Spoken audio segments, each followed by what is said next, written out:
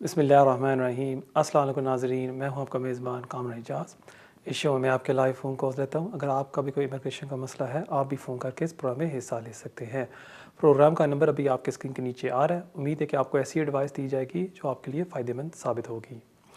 नाज़रीन, कोर्स जाने की तरफ से पहले मैं आपको एक इम्पोर्टेंट केस आज शेयर करना चाहता हूँ, और वो है मबिनगा वेरिफिकेशन ऑफ डॉक्यूमेंट्स। और ये केस काफ़ी इम्पोर्टेंट है असाइलम सीकर्स के लिए। इसमें अपर ट्राइब्यूनल ने जजमेंट पास की है कि अगर कोई असाइलम सीकर एप्लीकेशन सबमिट करता है और उसके साथ कोई डॉक्यूमेंट्स लगाता है, for example FIR reports, police reports, medical reports, वो ज़्यादातर होता है कि होम ऑफिस उस एविडेंस को एक्सेप्ट नहीं करती। उनकी आर्गूमेंट होती है कि फॉर एग्ज़ाम्पल पाकिस्तान में, इंडिया में या बांग्लादेश में ये एविडेंस जेन्युइन नहीं होती और इस वजह से हम इसको एक्सेप्ट नहीं करेंगे, क्योंकि ये आसानी के साथ किसी को मिल सकती है। फॉर एग्ज़ाम्पल मेडिकल रिपोर्ट अपनी वो कार्रवाई नहीं करते, लेकिन फिर भी वो ये आपको ये एक्यूजेशन या इल्ज़ाम लगा देते हैं कि ये एविडेंस जेन्युइन नहीं है बगैर कोई प्रूफ से।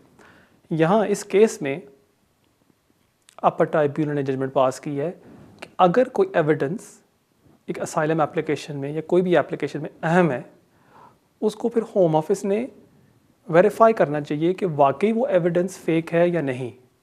वो अपनी तरफ से ख़ुद नहीं कह सकती कि ये जेन्युइन नहीं है बगैर कोई प्रूफ से। इसलिए ये गुड न्यूज़ है असाइलम सीकर्स के लिए। अगर आप कोई एविडेंस सबमिट करते हैं, होम ऑफिस को प्रूव करना होगा कि वो एविडेंस जेन्युइन नहीं है अगर वो एविडेंस अहम है। अगर वो एविडेंस अहम नहीं है, फिर होम ऑफिस को प्रूव करने की ज़रूरत नहीं है।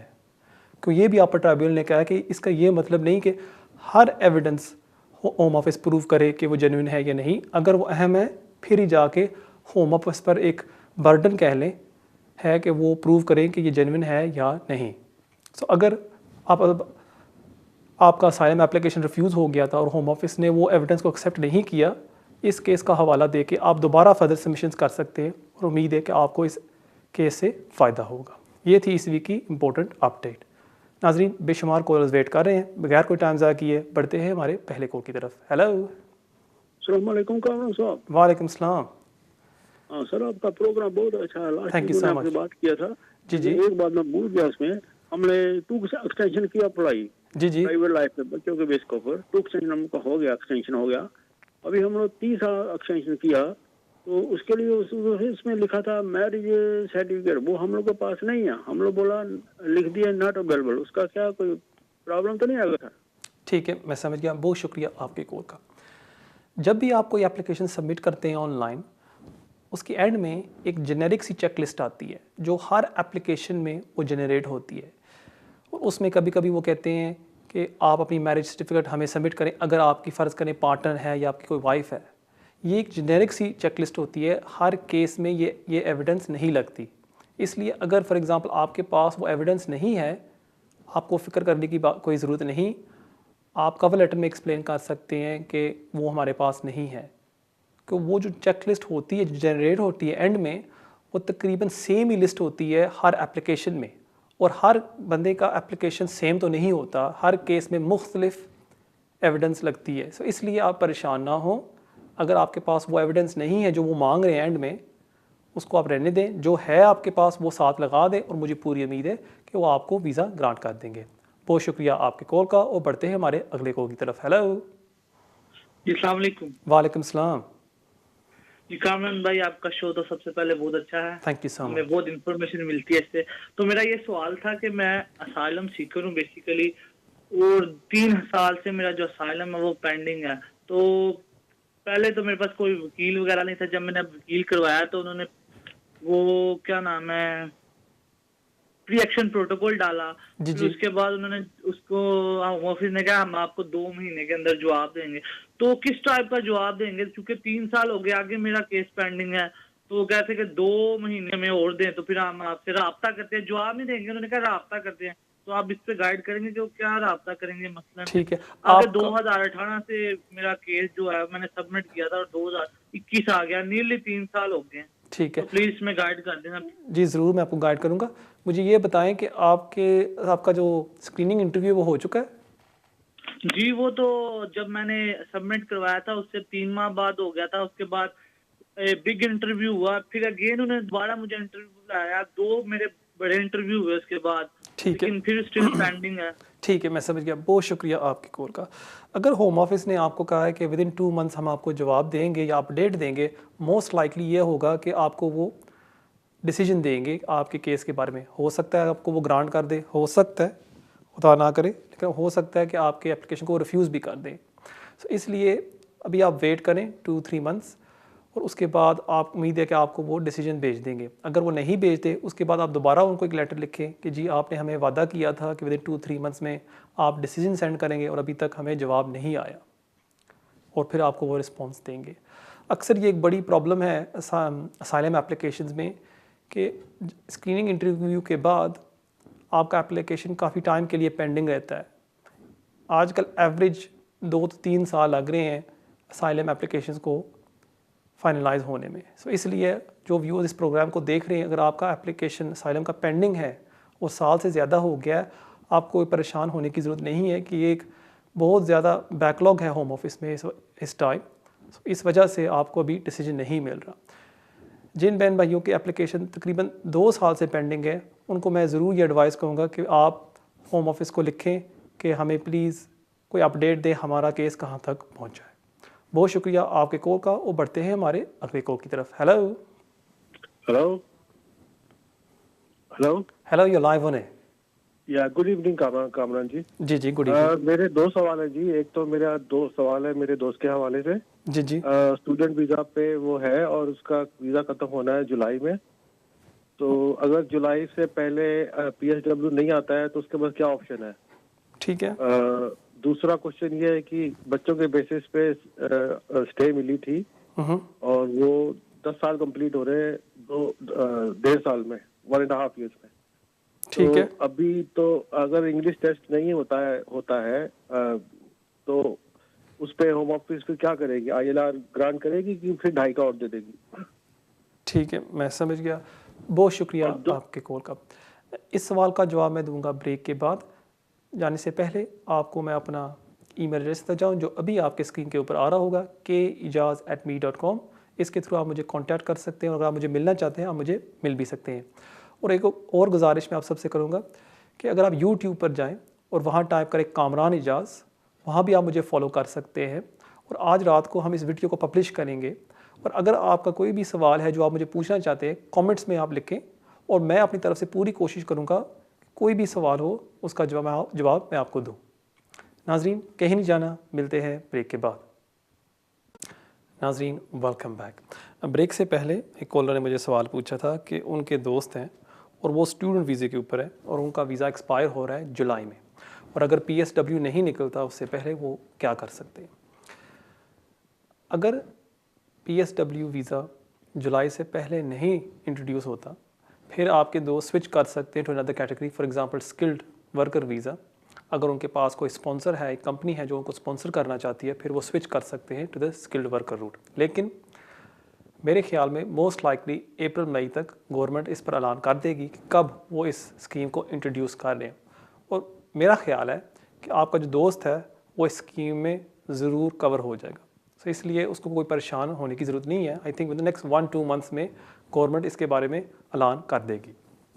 और जहाँ तक आपका दूसरा सवाल है, आपने मुझे बताया कि आपको वीज़ा मिला है ऑन द 10 ईयर रूट, और आपके जो 10 ईयर्स हैं वो पूरे हो रहे हैं I think in 1.5 years time. और अगर उससे पहले अगर आप B1 इंग्लिश टेस्ट पास नहीं करते, फिर आपके पास कौन सी ऑप्शंस हैं?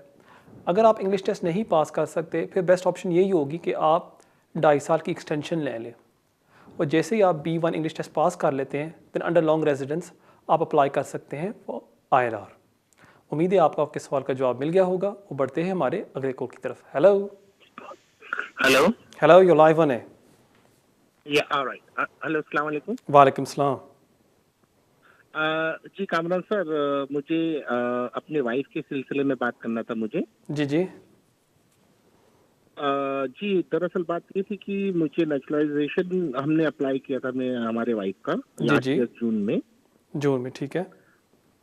जी, और अप्लाई करने के बाद उनका बायोमेट्रिक का मुझे मैसेज आया, करीब 1 महीने के बाद उन्हें ईमेल आया कि आपको बायोमेट्रिक देने की ज़रूरत नहीं है, आपका previous biometric we are accepting. जी जी। तो उसके बाद हम बोले अच्छा ठीक है, बायोमेट्रिक की ज़रूरत नहीं है, तो हमने बाकी जो इनकी फॉर्मेलिटी थी हमने ऐप्स के थ्रू सब अपलोड कर दिए डॉक्यूमेंट्स और सारी ठीक है। चीज़ें। लेकिन उसके बाद से अभी तक लास्ट ईयर जून 2020 से अभी तक कोई रिप्लाई नहीं आया उनका। और माशाल्लाह हमें हमारे 3 बच्चे 2 बेटा 1 बेटी हैं, तो सब ब्रिटिश सिटीजन हैं। और तो अभी पता नहीं, ये काफी लंबा समय हो चुका है, तो अभी हमें क्या करना चाहिए? इसके लिए वेट करना है या स्ट्रेट फॉरवर्ड केस है? ठीक है, मैं समझ गया। मैं देता हूँ आपके सवाल का जवाब। बहुत शुक्रिया आपके कॉल का। आपका एप्लीकेशन आपकी वाइफ का मेरे ख्याल में अब तकरीबन 8 माह से पेंडिंग है। बेस्ट चीज़ ये होगी कि अगर आप एक letter, reminder letter home office को भेज दें टू द नेशनलिटी टीम जो है लिवरपूल में, उनको एक्सप्लेन कर दें कि हमने डॉक्यूमेंट्स आपको सबमिट कर दिए थे जून में और आपने हमें बताया था कि फिंगरप्रिंट्स की कोई ज़रूरत नहीं है और अभी तक 8 माह हो गए और हमें जवाब नहीं आया, प्लीज़ हमें कोई अपडेट दें। ये भी एक चीज़ आप कर सकते हैं, एक लेटर लिखते हैं उनको बाय पोस्ट। दूसरा, आप उनको एक ईमेल भी भेज सकते हैं जो मेरे ख्याल में है nationality.inquiries@homeoffice.gov.uk, और वहाँ अपना रेफरेंस नंबर दे के उनको एक्सप्लेन कर दें कि जी अब 8 माह हो गए, हम काफ़ी परेशान हैं, प्लीज़ हमें कोई अपडेट दे दें। और वो ज़रूर रिस्पॉन्ड करते हैं विदिन 10 to 14 डेज़। सो उम्मीद है कि बहुत जल्द आपकी वाइफ को वो इशू कर देंगे नेशनलिटी। बहुत शुक्रिया आपके कॉल का। वो बढ़ते हैं हमारे अगले कॉल की तरफ। हेलो। हेलो, अस्सलाम वालेकुम। वालेकुम सलाम। साहब जी, मेरा क्वेश्चन ये है कि मैं एट द मोमेंट 10 साल के रूट के ऊपर हूँ। ठीक है। ठीक है, और मुझे 2.5 साल की एक्सटेंशन मिली थी, तो उस दौरान मेरी अभी जस्ट रिसेंटली ना डिसेबिलिटी स्टार्ट हो गई है और मैं हाईली डिसेबिलिटी भी ले रहा हूँ। ठीक है। तो मैंने ये पूछना था कि मैं अभी FLRM पे जा सकता हूँ, और अगर मैं जाता हूँ FLRM पे तो उसके लिए मुझे अपना इंग्लिश कोर्स और वो जो फाइनेंशियल रिक्वायरमेंट है मेरी वाइफ के लिए वो जरूरी तो नहीं है, क्योंकि वो केयर अलाउंस भी ले रही है। ठीक है, एक मिनट, जो आपकी वाइफ है उनकी क्या नेशनलिटी है? उनके पास इंडेफिनिट है और मेरे 2 बच्चे हैं, वो भी ब्रिटिश है। ठीक है, ठीक हो गया, एंड मैं समझ गया। बहुत शुक्रिया आपके कॉल का। जी हाँ, अगर आपको मिल रहा है अभी PIP अलाउंस, आप स्विच कर सकते हैं from the 10 year root to the 5 year route, क्योंकि आपके वाइफ के पास है settle status indefinite leave to remain. लेकिन आपको फिर भी पास करना होगा A1 इंग्लिश टेस्ट। अगर आप नहीं पास कर सकते, फॉर एग्जांपल आपकी डिसेबिलिटी की वजह से, फिर आप होम ऑफिस से एक एग्जाम्पशन रिक्वेस्ट कर सकते हैं, क्योंकि मेरे पास एक डिसेबिलिटी है जो मुझे अफेक्ट करती है और इस वजह से मैं वो पास नहीं कर सकता, प्लीज़ मुझे एग्जाम्पशन दी जाए। और हो सकता है फिर होम ऑफिस आपके एप्लीकेशन में डिस्क्रेशन इस्तेमाल करेगी। बट इन शॉर्ट, अगर आपको PIP अलाउंस मिल रहा है और आप मेंटेनेंस रिक्वायरमेंट फुलफिल करते हैं, फिर आप स्विच कर सकते हैं from the 10 year root to the 5 year root. बहुत शुक्रिया आपके कॉल का। वो बढ़ते हैं हमारे अगले कॉल की तरफ। हेलो। हेलो जी सर, एक छोटा सा सवाल पूछना है सर। जी पूछो। जी सर, एक्चुअली मुझे ब्रिटिश पासपोर्ट मिला था पाकिस्तान से। ठीक है। और मैंने अपने बेटे को इधर बुलाया 2.5 ईयर के वीज़े पर है। क्या मैं उसके लिए ब्रिटिश पासपोर्ट अप्लाई कर सकता हूँ? ठीक है, और वो अकेला आया था या माँ के साथ आया था? माँ के साथ आया था। दोनों के पास 2.5 ईयर का वीज़ा है। ठीक है, और कोई सवाल आपका? जी बस इतना है, थैंक यू सर। ठीक है, मैं समझ गया। बहुत शुक्रिया आपके कॉल का। क्योंकि आपका जो बेटा है वो आया था माँ के साथ, जब तक माँ को ILR नहीं मिलता बच्चे को वो ILR ग्रांट नहीं करेंगे। उससे पहले बच्चा नेशनलिटी के लिए अप्लाई नहीं कर सकता, क्योंकि होम ऑफिस की आर्ग्यूमेंट होगी हमने एक रूट दिया हुआ है आपके बेटे को, और जब वो अपने 5 साल पूरे कर लेगा फिर जाके उसको नेशनलिटी की रिक्वायरमेंट्स वो फुलफ़िल करेगा और वो अप्लाई कर सकता है। उससे पहले वो नहीं ले सकता ब्रिटिश नेशनलिटी। इसलिए बेस्ट एडवाइस यही होगी कि आपका बेटा 5 साल यहाँ पूरा कर ले, नेशनलिटी ILR के लिए अप्लाई कर ले, और उसके बाद वो अप्लाई कर सकता है नेशनलिटी के लिए। बहुत शुक्रिया आपके कॉल का। पढ़ते हैं हमारे अगले कॉल की तरफ। Hello. Hello. Hello, you live on है। ओके, हेलो, अस्सलाम वालेकुम। वालेकुम सलाम।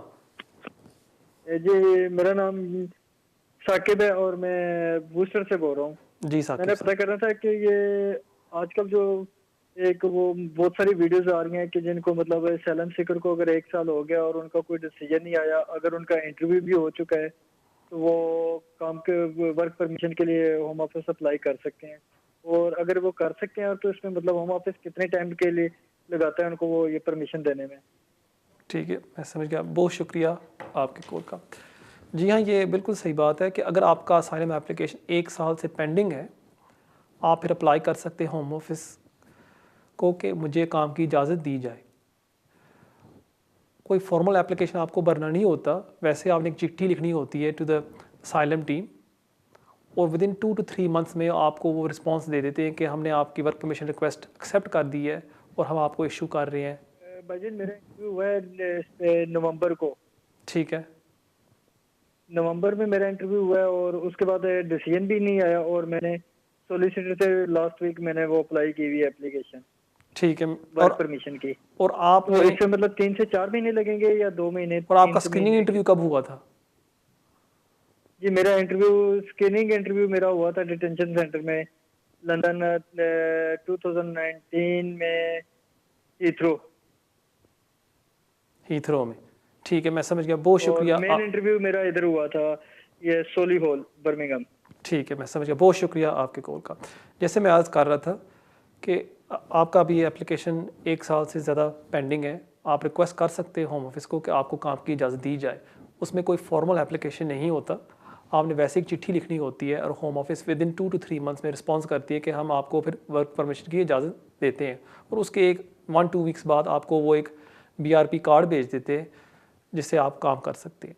लेकिन इसमें एक प्रॉब्लम आती है, होम ऑफिस अमूमन आपको काम करने की इजाज़त देती है लेकिन उन जॉब्स के लिए जो है शॉर्टेज ऑक्यूपेशन लिस्ट के ऊपर, जो है highly skilled jobs, for example doctor, engineer, scientist. और ज़्यादातर जो हमारे असाइलम सीकर्स होते हैं उनके पास कोई स्किल्ड क्वालिफिकेशन होती नहीं कि जो वो कोई स्किल्ड जॉब कर सके। लेकिन जैसे मैंने चंद हफ्ते पहले आपको बताया था कि एक जजमेंट अपर ट्राइब्यूनल ने पास की थी C6V SSHD, अगर आप उसका हवाला दें कि जी मेरे पास कोई स्किल्ड क्वालिफिकेशन तो नहीं लेकिन आप मेरे केस में डिस्कशन इस्तेमाल करें कि मैं कोई भी जॉब कर सकूं, और उम्मीद है कि होम ऑफिस आपके केस में डिस्कशन इस्तेमाल करेगी और आपको इजाज़त देगी कि आप कोई भी जॉब कर सकें।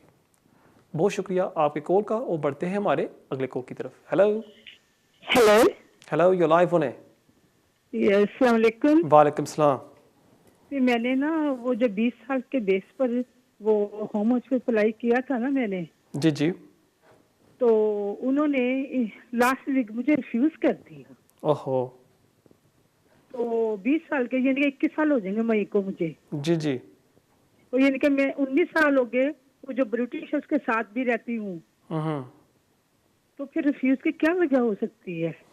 वो तो आप ही मुझे बता सकती हैं, उन्होंने रिफ्यूज़ल में क्या लिखा था? उन्होंने ये सिर्फ लिखा कि तुम पाकिस्तानी बोर्न हो, जी। ट्रैवल पाकिस्तानी तो लोग हस्बैंड के साथ ये ट्रैवल करते हैं या फादर के साथ या भाई के साथ, ये इशू को लिखे। ये तो रबिश है, कुछ भी नहीं है ये। जी, अगर आपको 21 साल यहाँ हो गए इसका मतलब कि आपने एंटर किया था 2000 में, सही है? जी 2000। जी ठीक है। जी, जी, आपने जी। अपने नाम के ऊपर एंटर किया था या किसी और के नाम के ऊपर? नहीं मैंने अपने रैली वो पासपोर्ट आपके पास है जिस पर आप एंटर हुई थी? नहीं वो मैं पासपोर्ट तो नहीं था, वो मेरा बस साथ किसी का था जी। तो हुई थी। ठीक है, मैं तो वो जो प्रूफ फाइल है किया आपके था ना- पास? जी वो है आपके पास वो पासपोर्ट जिस पर आप एंटर हुई थी? नहीं वो नहीं था, वो जिसने किया था वो ले लिया था ठीक है, उन्होंने। चलो ठीक है। अगर वो आपके पास नहीं है, उसके बाद आप यहाँ रह रही हैं 20 साल, आपके पास तकरीबन हर साल का प्रूफ है कि आप यहाँ रह रही हैं? जी डॉक्टर की हर मेरे पास लिस्ट है, और वोट जब वोट डालती रही वो भी मेरे पास नहीं, था। मतलब कि और- 2001, 2, 3, 4, 5, 6, जी। 7 हर साल का प्रूफ आपके पास है? जी जी बिल्कुल है मेरे पास। और आपने ये साथ लगाया था एप्लीकेशन में? जी उन्होंने जो मांगा, मेरे पास नेशनल इंश्योरेंस कार्ड भी था, वो जो काम करती थी मैं। आपने कितने साल काम किया है नेशनल इंश्योरेंस के ऊपर? 3-4 साल काम किया। और आप मुझे बता रही हैं कि हर साल का प्रूफ आपके पास मौजूद था? जी जी जी उन्होंने जो मांगा मैंने दे दिया। फिर उन्होंने क्या ऑब्जेक्शन लगाई है? आपके सोलिसिटर ने आपको बताया जो होगा? मैंने आपसे कहा ना कि ये किया कि ब्रिटिश बोर्न हो पाकिस्तान, ये तो कोई रीजन नहीं ना। लेकिन उन्होंने एक्सेप्ट किया कि आपको यहाँ 20 साल हो गए हैं रहते हुए? जी जी जी, ये एक्सेप्ट किया है। ये एक्सेप्ट किया है, ठीक है। जी। और आपका रिफ्यूज़ल उन्होंने कब सेंड किया है आपको? आपको लास्ट ट्यूसडे किया था। लास्ट ट्यूसडे किया, ठीक है। मैं देता हूँ आपके सवाल का जवाब। बहुत शुक्रिया आपके कॉल का।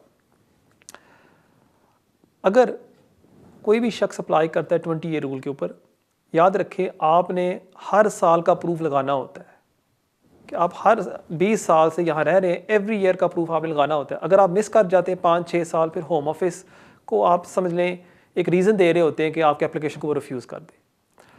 आप जो मोहतरमा है, उन्होंने फ़ोन पर बात की मेरे साथ, उन्होंने मुझे बताया कि उन्होंने हर साल का प्रूफ लगाया और फिर भी होम ऑफिस ने उनका एप्लीकेशन रिफ्यूज़ कर दिया।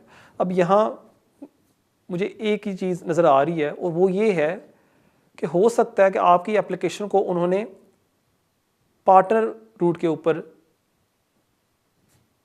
डिसीजन की हो कि उन्होंने 20 ईयर्स रूल को कंसिडर नहीं किया और उन्होंने फ़ैसला किया है कि आप एक रिलेशनशिप में हैं, उस वजह से उन्होंने रिफ्यूज़ कर दिया कि आप एक पाकिस्तानी नेशनल हो के आप एंट्री क्लियरेंस लेके आएँ और दोबारा एंटर हों यहाँ यूके में। अब आपके पास 1-2 ऑप्शंस हैं कि आप उनको एक लेटर लिख सकती हैं कि जी इसमें आपने गलत किया है, मेरे यहाँ 20 साल हो गए और प्राइवेट लाइफ रूट के ऊपर मुझे वीज़ा दिया जाए।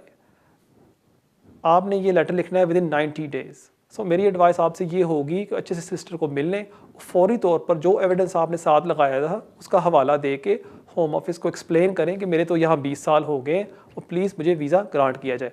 उम्मीद है विदिन 14 डेज़ होम ऑफिस आपको एक रिस्पॉन्स देगी। अगर वो अपना फैसला नहीं बदलती, फिर आपके पास ऑप्शन है कि आप हाई कोर्ट में एप्लीकेशन सबमिट कर सकते हैं। बहुत शुक्रिया आपके कॉल का और बढ़ते हैं हमारे अगले कॉल की तरफ। Hello hello hello, you live on air.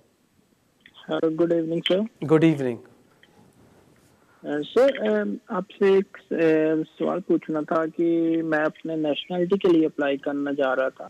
जी जी। तो मेरी वाइफ थे ब्रिटिश, मेरी वाइफ जो है वो ब्रिटिश है, तो मैं भी अपना जो नेशनलिटी मेरा मतलब कि इमीडिएटली अप्लाई कर सकता है जब किसी की वाइफ ब्रिटिश हो। ठीक है। तो मेरे को तो 3 साल हो चुके हैं, तो मैं ब्रिटिश करने जा रहा था। तो मैं देख रहा था फॉर्म में वो पूछ रहे थे कि वाइफ की जो है रिलेशनशिप, अपना प्रेजेंट एड्रेस एंड ऑल सारा कुछ बताना है।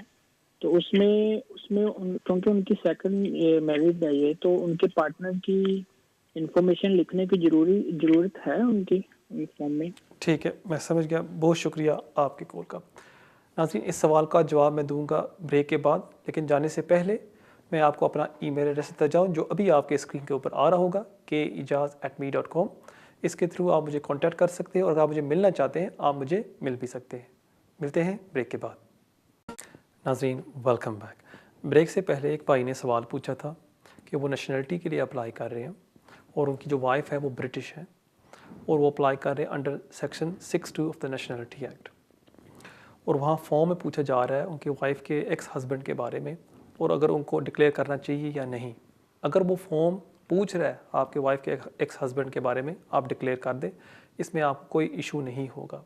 अगर आप रिक्वायरमेंट्स फुलफ़िल करते हैं जो हैं B1 English test, life in the UK test, और आपने साबित कर सकते हैं विद इन लास्ट 270 डेज़ आपने 270 डेज़ यूके से बाहर नहीं गुजारे with in the last 3 years, आपकी नेशनलिटी एप्लीकेशन को वो एक्सेप्ट कर देंगे। सो अगर वो फॉर्म आपसे पूछ रहा है वो डिक्लेयर कर दें, it shouldn't be a problem. बहुत शुक्रिया आपके कॉल का और बढ़ते हैं हमारे अगले कॉल की तरफ। हेलो। अस्सलाम वालेकुम जी। वालेकुम सलाम। जी, मैं एक सवाल पूछ रहा हूँ आपसे। हमारे रिश्तेदार है, उनका इसी तरह मतलब है शादी टूट गई 3 साल के बाद। ठीक है। हाँ, तो वो यूरोप से आई थी। जी जी, ठीक है। तो शादी टूट गया तो उन्होंने रिपोर्ट भी 3 दफा किया था पुलिस वालों को, तो उस खाउन के ऊपर कोई सबूत नहीं कर सका केस। वो केस तो खत्म हो गया पुलिस वाला का। ठीक है। अभी उसका 5 साल का वीजा लगा है उसका, तो अभी उसका वीजा खत्म होने वाला है। ठीक है। दूसरा उसका बात है वो मकान में भी तकरीबन 3 साल में रहा है ना, तो मकान में भी कुछ मिल सकता है कि नहीं है इस तरह, उसका वीजे का क्या क्या कुछ हो सकता है कि नहीं? अच्छा, तो अभी उसका डिवोर्स भी नहीं है, मतलब कागज नहीं मिले तलाक हो। ठीक है, जिस खातून की आप बात कर रहे हैं, आपने मुझे बताया जी कि उसका 5 ईयर का वीज़ा एक्सपायर हो रहा है, ठीक है? जी जी जी हाँ।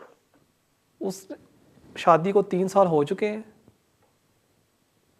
शादी का तो ज्यादा वक्त हुआ था, पाकिस्तान में हुआ था तकरीबन, वो तो ठीक है, तकरीबन 5 और साल।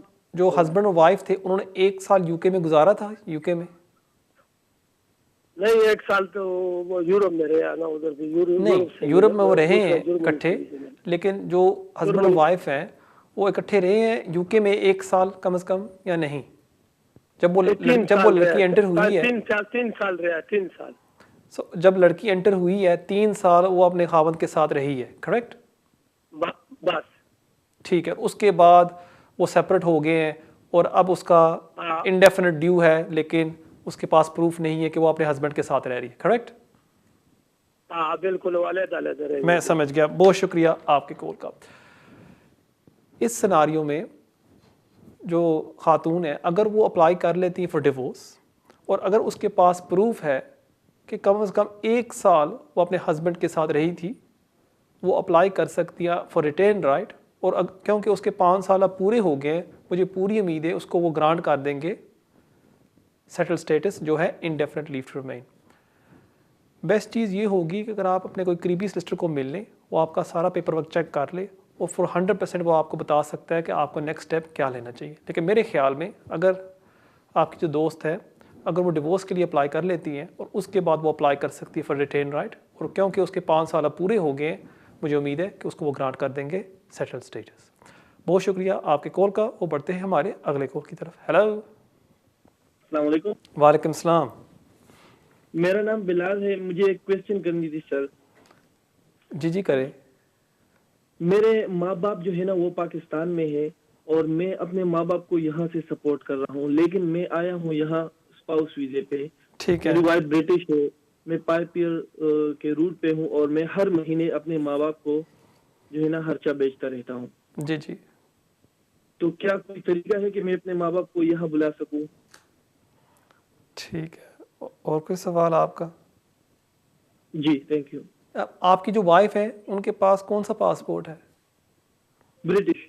ब्रिटिश, ठीक है, मैं समझ गया, बहुत शुक्रिया। मेरे 2 बच्चे भी हैं। ठीक है, मैं समझ गया, बहुत शुक्रिया आपके कॉल का। जब तक आपको ILR नहीं मिलता, आप अपने पेरेंट्स को स्पॉन्सर नहीं कर सकते।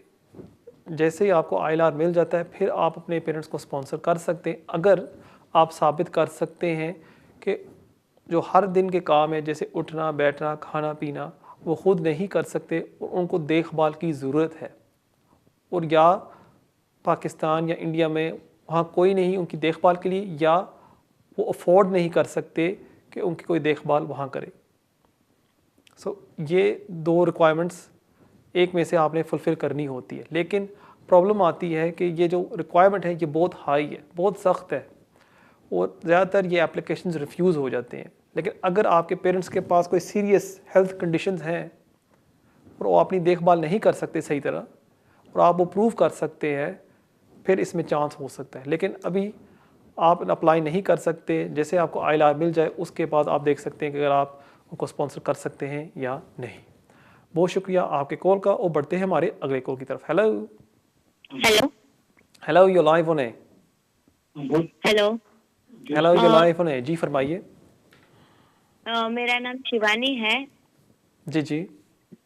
और मेरा क्वेश्चन ये है कि मेरे हस्बैंड की फाइल अप्लाई की हुई है, तो उसमें एरर ये बताई है कि आपने उसके पहले उन्होंने 2-3 बार यहाँ पर विजिटर वीजा के लिए अप्लाई किया था। ठीक तो है। उन्होंने टाइम वो क्या है कि जो 2 टाइम जो अप्लाई किया था उस टाइम उन्होंने सिंगल ही रखा था, पर जो तीसरी बार उन्होंने अप्लाई किया था तो उस टाइम मैरिज हमारा हो गया था, पर उन्होंने सिंगल बताया हुआ था। ठीक है। क्योंकि हमारा मैरिज का जो सर्टिफिकेट था वो आया नहीं था इसलिए, और उन्होंने ऐसे ही वो फॉर्म भी तीसरी बार भर दिया था। जी जी तो अभी मैं यहाँ पर स्टूडेंट वीजा पे आई हूँ, और वो उन्होंने डिपेंडेंट पे फाइल रखी थी, पर क्या है कि उनको ये दिया है रीजन कि आप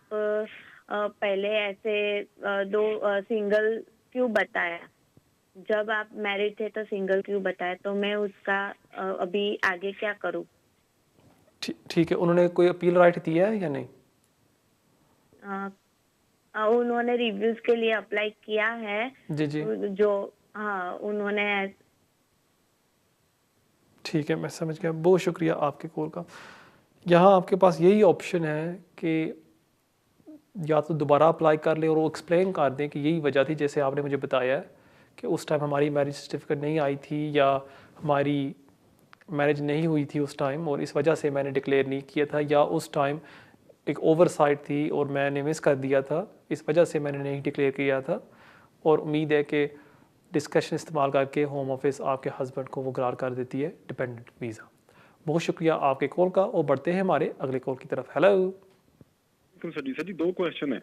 हाँ जी पूछो। मैंने 26 नवंबर को अपना वीज़ा सबमिट की थी अपनी फाइल इंडेफिनेट के लिए।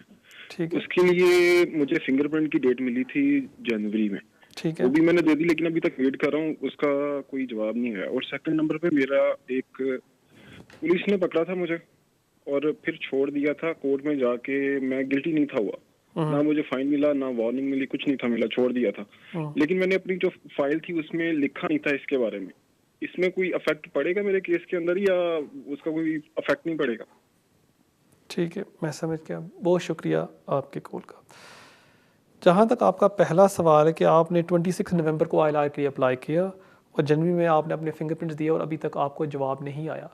सब बहन भाइयों को मैं ये कहना चाहूँगा कि अगर 6 माह से ज़्यादा भी हो गए हैं, आप परेशान ना हो, क्योंकि आजकल कोरोना वायरस की वजह से काफ़ी ज़्यादा डिले है।